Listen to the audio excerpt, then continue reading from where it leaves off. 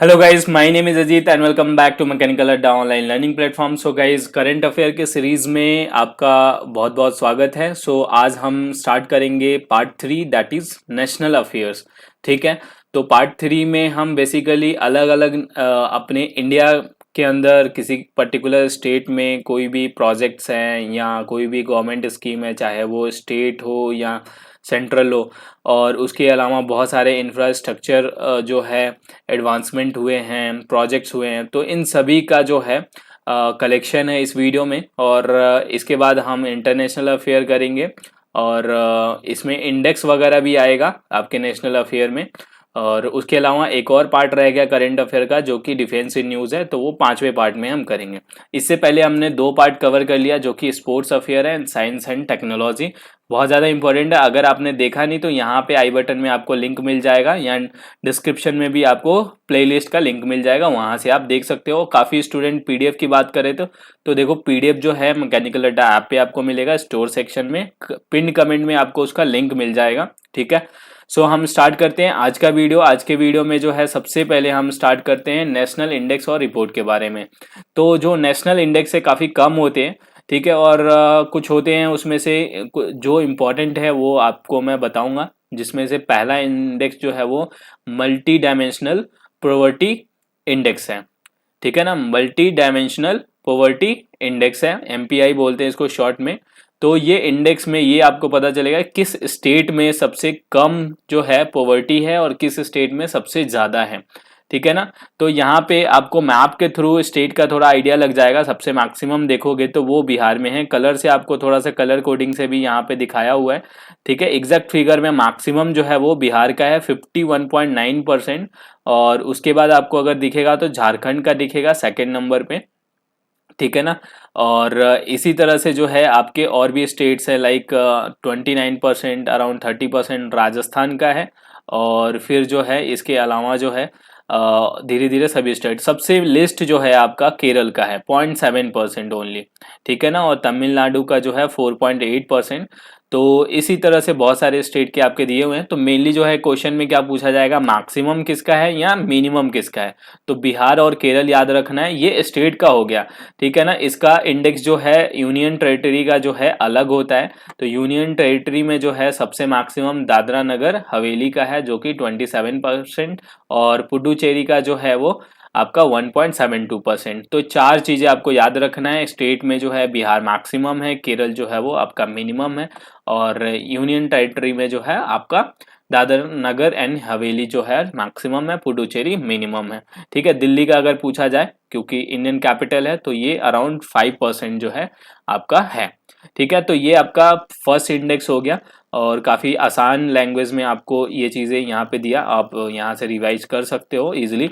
और इसके बाद एसडीजी अर्बन इंडेक्स है। ठीक है ना, एसडीजी के मेनली 2 इंडेक्स होते हैं, एक नॉर्मल एसडीजी इंडिया इंडेक्स होता है और एक अर्बन का इंडेक्स है। मतलब जो सिटीज़ वगैरह हैं उसमें सबसे बेटर सिटी कौन सा है। ठीक है ना, तो टोटल 56 सिटीज़ का जो है इंडेक्स बनना है ये 2021 का। सबसे टॉप पे जो है इसमें आपका है शिमला, सबसे टॉप पे जो है यहाँ पे आपका है शिमला है। ठीक है ना, तो यहाँ पे सबसे टॉप पे शिमला आपको यहाँ पे दिख रहा है, और सबसे लास्ट में धनबाद है। तो टॉप 5 मैंने यहाँ पे रखा हुआ है। पूरा लिस्ट याद कर भी नहीं पाओगे, तो टॉप 5 में जो है आपका शिमला, कोयम्बटूर, चंडीगढ़, तिरुवनंतपुरम एंड कोची है। ठीक है ना, एसडीजी अर्बन इंडेक्स 2021, और लास्ट में जो है आपका धनबाद है। ठीक है ना, तो ये 2-3 टॉप 5 का रैंकिंग आपको याद है, मेनली जो है टॉप 3 भी याद कर सकते हो। ठीक है ना, और उसके अलावा सबसे लास्ट की रैंकिंग इंपॉर्टेंट होती है।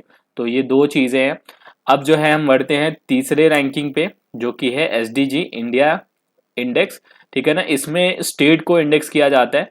ठीक है ना, यहाँ पे जो है सबसे दोनों अलग अलग है, सबसे पहले बता दूं। और ओवरऑल जो है हमारे पूरे इंडिया का 66 है। इसमें जो हमारा इंडेक्स है, इसमें जो आपका रेटिंग है 66 आउट ऑफ 100 जो है पूरे इंडिया का है ओवरऑल। तो उसके हिसाब से किस स्टेट का ज़्यादा है किस स्टेट का कम है, ये आप कंपेयर कर सकते हो। ठीक है ना, जैसे सबसे मैक्सिमम स्टेट में जो है केरल का है 75 है, हिमाचल प्रदेश का 74, तमिलनाडु का 74। तो इस तरह से टॉप 5 में ये आपके स्टेट्स हैं और बॉटम 5 में ये आपके हैं। तो बॉटम में फिर से बिहार जो है लास्ट में है, उसके बाद झारखंड है और असम है, उत्तर प्रदेश है। तो ये बॉटम से जो है बॉटम 5 हैं और ये आपके टॉप 5 हैं। अगर हम बात करें यूनियन टेरिटरी का, तो चंडीगढ़ टॉप पे आता है और इवन स्टेट से ज़्यादा है, ठीक है ना। यहाँ पे केरल में स्टेट में सबसे टॉप पे केरल है 75 रेटिंग के साथ, तो चंडीगढ़ जो है आपका 79 पे है, ठीक है ना। दिल्ली का नंबर है 68, यानी कि यूनियन टेरिटरी में सेकेंड नंबर पे है। ओके, और लास्ट में जो है आपका फिर से जो है आप यहाँ पे है Dadra Nagar Haveli and Daman and Diu.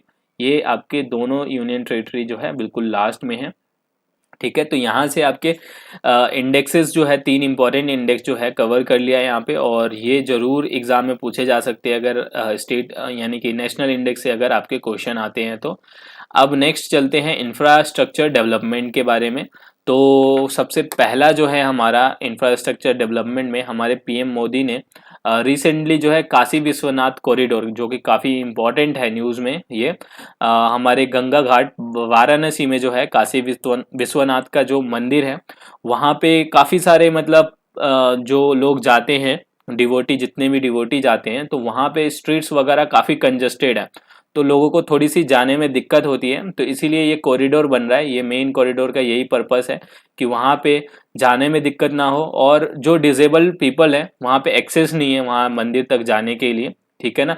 Like इसमें जो है आपके एक्सेलरेटर वगैरह मॉडर्न फैसिलिटी जो है वो कॉरिडोर में आएगा, जिसमें हर तरह से जो है लोगों को जाने की सुविधा मिलेगी, तो काफ़ी इजी हो जाएगा। तो ये पर्पस है इसका, और ये जो है लॉन्च हुआ है रिसेंटली, जो है वो इनॉग्रेट हुआ है, ठीक है ना। अब इसके बाद सेकंड जो है, the centre has set in motion to process for creating national interlinking of river authority, जिसको हम नीरा शॉर्ट फॉर्म में बोलते हैं। यानी कि एक हमारा जो है यहाँ पे नया जो है एक ऑटोनोमस इंडिपेंडेंट बॉडी जो है क्रिएट हुआ है, जिसका नाम है नेशनल इंटरलिंकिंग रिवर अथॉरिटी, ठीक है। ये सेंट्रल गवर्नमेंट ने क्रिएट किया है। इसका मेन फंक्शन होगा कि प्लानिंग, इन्वेस्टिगेशन, फाइनेंसिंग, इम्प्लीमेंटेशन जो है हमारे वेरियस रिवर के, वो जो है क्या करेंगे, उन प्रोजेक्ट्स के, जितने भी हमारे कंट्री के अंदर प्रोजेक्ट्स होंगे, उन सभी चीज़ों को प्लानिंग करेंगे, इन्वेस्टिगेट करेंगे, क्या फाइनेंशियल चीज़ें लगेंगी और कैसे इम्प्लीमेंट करना है, वो सारी चीज़ें जो है ये बॉडी जो है ऑटोनोमस बॉडी देखेगी, ठीक है ना। इससे फ़ायदा ये होगा कि आपके जो भी रिवर्स वगैरह हैं, जहाँ पे कभी कभी इंटरलिंकिंग से ये फ़ायदा होता है कि कभी कभी बाढ़ आ गया, ठीक है। कई कोई स्टेट है जहाँ पे हमेशा बाढ़ आते रहता है, और कुछ स्टेट्स ऐसे हैं जहाँ पे रिवर जो है वो सूख जाते हैं, और हमारा जो है ड्राइड जगह बोलते हैं, यानी कि सूखा पड़ जाता है। तो वो दोनों जो है मेंटेन रहे, जहाँ बाढ़ आए वहाँ से हम पानी जो है वो, जहाँ पे सूखा पड़ता है तो वहाँ जो है मेंटेन रहेगा इंटरलिंकिंग के वजह से, ठीक है। इसके वजह से किसानों को काफ़ी फायदा होगा। अब जो है इसके बाद नेक्स्ट है, यूनेस्को ने ग्वालियर और ओरछा, 2 सिटीज़ हैं मध्य प्रदेश के अंदर, उसको रखा हुआ है हिस्ट्रिक अर्बन लैंडस्केप प्रोजेक्ट के लिए। इसमें सिलेक्शन हुई है, ये जो है particular historic urban landscape project, इसके अंडर जो है ग्वालियर और ओरछा सिटीज़ को सेलेक्ट किया हुआ है। तो नेक्स्ट अब बढ़ते हैं, नेक्स्ट हमारा है, रिसेंटली जो है हमारे प्राइम मिनिस्टर ने सरयू कैनल नेशनल प्रोजेक्ट को बलरामपुर डिस्ट्रिक्ट, जो कि यूपी में है, उत्तर प्रदेश में, उसको इनॉग्रेट किया है। इसके बाद आते हैं रिसेंटली जो है कृष्णा रिवर के लिए, जैसे ये कृष्णा रिवर जो है हमारे तीनों स्टेट में जाती है, तेलंगाना, आंध्र प्रदेश एंड कर्नाटका। तो कुछ इशू चल रहा था रिवर के वाटर के बारे में। तो रिसेंटली जो है तेलंगाना और आंध्र प्रदेश को कितना जो है पानी जो है डाइवर्ट होता है, पास्ट 14 ईयर का जो भी डाटा वगैरह था, उन सभी का इंफॉर्मेशन जो है वो प्रोवाइड किया है, ठीक है ना। तो इसके रिगार्डिंग जो है इशू चल रहा था, इसलिए ये न्यूज़ में है। तो कृष्णा रिवर से रिलेटेड भी क्वेश्चन पूछा जा सकता है आपको कि कहाँ से ये निकलती है और कहाँ पे किस स्टेट में जो है ये समुद्र में मिलती है, तो ये चीज़ का ध्यान रखना है आपको, ठीक है। तो ये आपका होमवर्क क्वेश्चन रहेगा, जरूर इस चीज़ पे ध्यान देना। 341 किलोमीटर पूर्वांचल एक्सप्रेसवे जो है हमारे यूपी में, ठीक है, करवाल खेरी इन सुल्तानपुर डिस्ट्रिक्ट, ये प्राइम मिनिस्टर ने इनॉग्रेट करा था, ठीक है ना।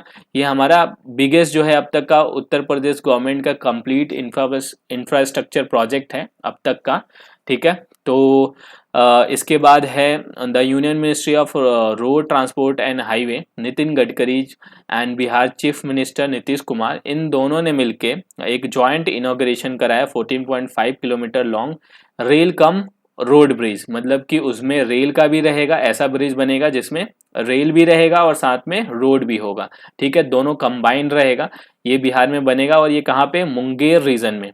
ठीक है ना, over the Ganga river. Ganga river जो मुंगेर में है area, NH 333 V, Bihar Munger region. ठीक है, तो ये काफ़ी ज़्यादा न्यूज़ में है। इसके बाद है काफ़ी इंपॉर्टेंट अटल टनल, जो कि हमारा ऑफिशियली सर्टिफाइड हुआ है world longest highway tunnel above the 10,000 feet, यानी कि हाइट पे, जो हमारे समुद्र तल के हाइट है उसके 10,000 फीट से ऊपर जो है, जो अटल टनल बना है, तो वो वर्ल्ड का लॉन्गेस्ट हाईवे टनल है। ठीक है ना, इस हाइट पे, ठीक है ना, 10,000 फीट से ऊपर की हाइट पे, और ये हमारे वर्ल्ड बुक ऑफ रिकॉर्ड में ये रजिस्टर्ड हुआ है। ठीक है ना, तो ये हमारे कहाँ बना हुआ है, ये रोहतांग पास में बना हुआ है, eastern Pir Panjal Himalaya range on ले मनाली हाईवे। ठीक है, तो अब बढ़ते हैं नेक्स्ट जो है हमारा गवर्नमेंट स्कीम के बारे में। थोड़े बहुत जो इम्पोर्टेंट स्कीम्स वगैरह हैं वहीं पे यहाँ पे होंगे, बहुत सारे स्कीम्स होते हैं, लेकिन जो मेनली जो है ज़्यादातर न्यूज़ में होता है वही ज़्यादा पूछा जाता है। तो फर्स्ट यहाँ है, union minister of state for labour and employment ने राज्यसभा को रिप्लाई दिया है कि टोटल जो है अराउंड 45,77,295 अनऑर्गेनाइज वर्कर्स हैं, वो रजिस्टर्ड हुए हैं किसके अंदर, प्रधानमंत्री श्रम योगी मनधन PMSYM स्कीम है। इसके अंदर जो है हमारे ऑलमोस्ट जो है अनऑर्गेनाइज सेक्टर में 50% जो है अनऑर्गेनाइज सेक्टर्स हैं वो इंडिया के GDP में कंट्रीब्यूट करते हैं। तो इन सभी का, इतने लोगों का जो है, इतने अनऑर्गेनाइज वर्कर्स का जो है रजिस्ट्रेशन हुआ है।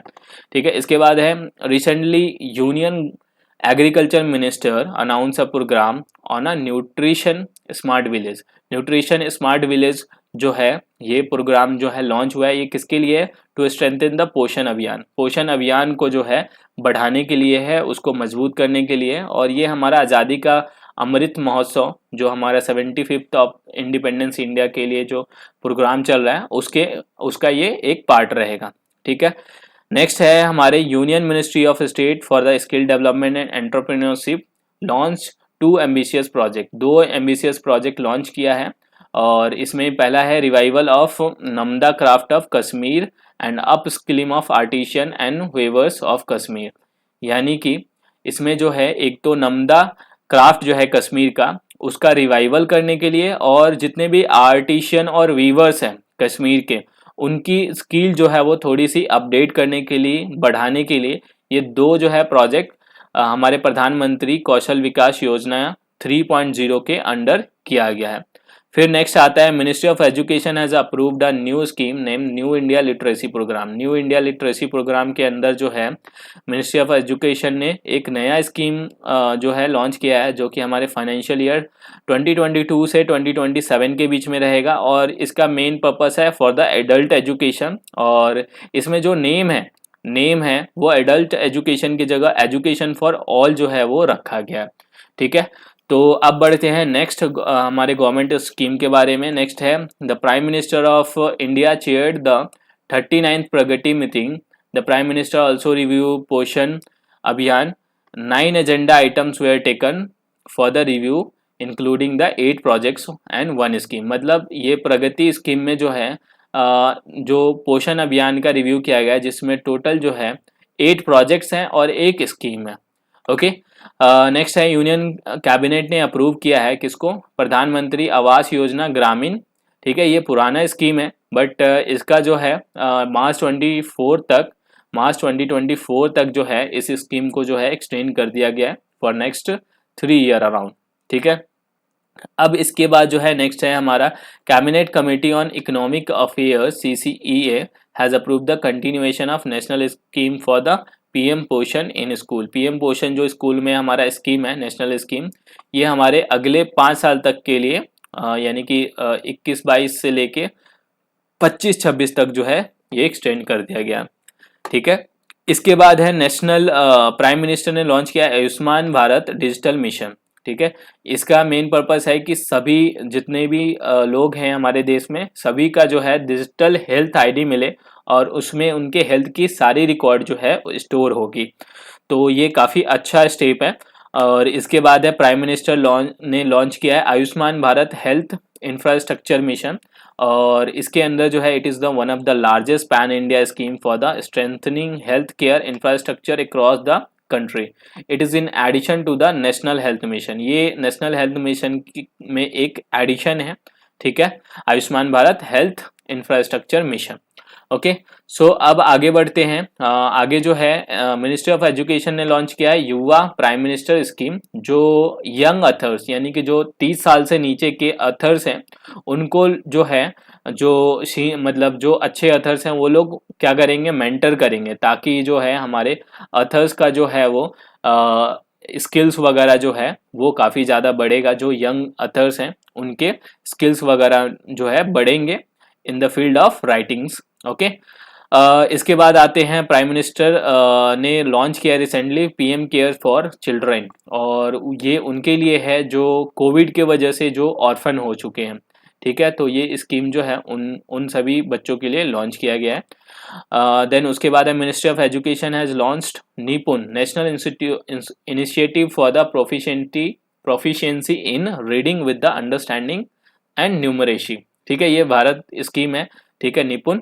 और इसमें मेन एम जो है वो जितने भी बच्चे हैं जिनका एज 3 साल से 9 साल का है, तो उनकी रीडिंग और रीडिंग हो गया, अंडरस्टैंडिंग, न्यूमरेसी, ये सभी स्कीम जो है स्किल जो है वो बढ़ाने यानी कि उनकी लर्निंग कैपेबिलिटी बढ़ाने के लिए ये लॉन्च किया गया है, ठीक है। इसके बाद है मिनिस्ट्री ऑफ जल शक्ति ने सुजालम जो है स्कीम को लॉन्च किया है। ये 100 डेज कैंपियन है और ये हमारा आज़ादी का अमृत महोत्सव 75th इंडिपेंडेंस का पार्ट रहेगा। इसका मेन जो है हमारा कैंपियन है कि हमारा ओपन डेफिकेसी प्रॉब्लम जो है वो विलेज में जो है वो मिनिमाइज हो, ठीक है ना। और water management, waste water management जो है विलेज लेवल पे काफ़ी ज़्यादा बढ़े। वो जो है हमारा वेस्ट मैनेजमेंट यानी कि वाटर का जो वेस्ट होता है विलेज में वो कम से कम हो, तो इस चीज़ का जो है मेन इस कैंपेन में रहेगा, ठीक है। इसके बाद आते हैं नेक्स्ट है union cabinet took the decision to raise the legal as.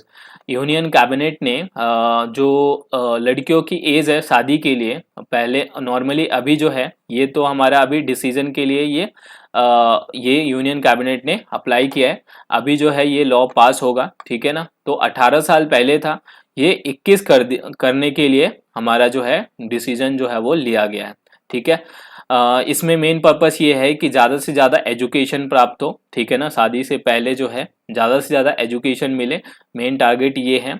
और उसके बाद है इलाहाबाद हाई कोर्ट ने सेंट्रल गवर्नमेंट को एक इनिशिएटिव दिया है, जो है इनिशिएटिव लिया है इलाहाबाद हाई कोर्ट ने for the uniform civil code implementation, ठीक है। तो यूनिफॉर्म सिविल कोड का क्या पर्पस है कि पूरे इंडिया में हमारा एक लॉ हो सभी के लिए, इरिस्पेक्टिव ऑफ रिलीजन, ठीक है ना। तो चाहे वो मैरिज हो, डाइवोर्स हो, इनहेरिटेंस हो या एडॉप्शन हो, वो सभी हमारे कम्युनिटी, रिलीजियस कम्युनिटी के लिए वो क्या होना चाहिए, सेम होना चाहिए। तो ये हमारे यूनिफॉर्म सिविल कोड का पर्पस है। इसके बाद है रिसेंटली जो है Lokpal of India inaugurated digital platform for the management of complaint. जो लोकपाल के अंदर कंप्लेंट्स करते हैं लोग, तो वो जो है ऑनलाइन जो है प्लेटफॉर्म लॉन्च किया हुआ है जिसका नाम है लोकपाल ऑनलाइन। ओके, अब आगे बढ़ते हैं। Andhra Pradesh government pass a bill to repeal 2 laws that were clear to set up the 3 different state. Andhra Pradesh में अभी जो है 3 अलग अलग जो है हमारे कैपिटल्स हैं, ठीक है ना। तो ये इसको हटाने के लिए, सिंगल कैपिटल रखने के लिए जो है आंध्र प्रदेश गवर्नमेंट ने एक बिल पास किया है कि ये जो 2 लॉज हैं, ठीक है ना, for the 3 different state Capitals के लिए, तो उसको हटाने के लिए, ठीक है। ऐसे बहुत सारे इंडिया में स्टेट है जहाँ पे, यहाँ पे तो 3 है, जहाँ पे दो हमारे जैसे महाराष्ट्र के जो है 2 कैपिटल्स हैं, ठीक है ना। और इसके अलावा हिमाचल प्रदेश का भी है, और साथ में पहले हुआ करता था जम्मू एंड कश्मीर का, अभी जो है वो यूनियन टेरिटरी में आ गया है, ठीक है। अब इसके बाद है UP state law commission has propose a population control bill title the Uttar Pradesh population control, ठीक है, ये यूपी स्टेट लॉ ने पॉपुलेशन कंट्रोल के लिए बिल जो है वो प्रपोज किया है। ठीक है, recently the government inform the supreme court that appointment of chairperson and the member of second 22nd law commission, 22nd law के लिए जो है गवर्नमेंट ने सुप्रीम कोर्ट को इन्फॉर्म किया है ताकि चेयरपर्सन और मेंबर्स जो है वो अपॉइंट हो for the 22nd law commission under consideration. ठीक है, इसके बाद लास्ट जो है ये आई थिंक सभी को पता है कि नवंबर 2021 में जो 3 फार्म लॉज थे वो उसको सेंट्रल गवर्नमेंट ने रिपील कर दिया है। ठीक है, अब जो है बढ़ते हैं कुछ मिसलेनियस न्यूज़ के बारे में जो काफ़ी इंपॉर्टेंट है और आने के चांसेस हैं। Supreme court has set up the panel to investigate the allegation of potential surveillance of mobile phones using the Pegasus spy software. इसमें काफ़ी जो है सेंट्रल गवर्नमेंट पे ये एलिगेशन लगा है हमारे गवर्नमेंट पे कि पेगासस स्पाई सॉफ्टवेयर से जो है काफ़ी लोगों के जो है उस पर जो है सर्विलेंस कर रहे हैं। ठीक है, तो इस चीज़ का जो है सुप्रीम कोर्ट ने एक पैनल जो है इन्वेस्टिगेट करने के लिए सेटअप किया है। फिर इसके बाद है Intel has collaborated with the CBSE board and ministry of education to announce the launch of AI for all initiative. एक एआई फॉर ऑल इनिशिएटिव है, ये जो है अनाउंस किया है और इस इनिशिएटिव में जो है हमारा मेन एम है कि बेसिक जो है आर्टिफिशियल इंटेलिजेंस का पूरे हमारे कंट्री में सभी को जो है इसका इन्फॉर्मेशन हो, उसकी बेसिक अंडरस्टैंडिंग हो कि आर्टिफिशियल इंटेलिजेंस होता क्या है। ठीक है, तो ये मेन पर्पस है। फिर उसके बाद है कि इंटर गवर्नमेंटल कमेटी जो है वो फॉर्म हुई है for the safeguarding of intangible cultural heritage has inscribe. ठीक है, तो ये दुर्गा पूजा कोलकाता में जो है इस टाइम इस बार जो है हमारे ये intangible cultural heritage of humanity में ये रिप्रेजेंटेटिव लिस्ट में आया है। ठीक है ना, उसके बाद है रिसेंटली द पोचामली पोचमपल्ली जो है विलेज है ये तेलंगाना स्टेट में है। ठीक है, it is selected as one of the best tourism village by the UNWTO यानी कि united nation world tourism organisation. तो इसके लिए जो है ये सेलेक्ट हुआ है ये हमारा तेलंगाना का विलेज। ओके, सो अब आते हैं आई थिंक इतना ही था हमारा मिसलेनियस में मेन इंफॉर्मेशन। ठीक है, तो इसके बाद जो है नेक्स्ट जो है हमारा वो होगा पार्ट 4 जो है इंटरनेशनल अफेयर होगा, उसके बाद डिफेंस इन न्यूज़ और उसके बाद भी अगर टाइम रहेगा तो कुछ और भी जो है स्टैटिक पार्ट का मैं कवर कर लूँगा। ठीक है, तो इसमें काफ़ी ज़्यादा मेहनत लग रहा है, काफ़ी ज़्यादा कंपाइलेशन करने में मेहनत लग रहा है, तो ज़रूर लाइक कर देना। ठीक है ना, तो जिससे मोटिवेशन आएगा आप सभी को। बाकी पीडीएफ के लिए जो है पिन कमेंट में आपको लिंक मिल जाएगा। सो मिलते हैं नेक्स्ट वीडियो में नेक्स्ट अपडेट के साथ। Thanks for watching.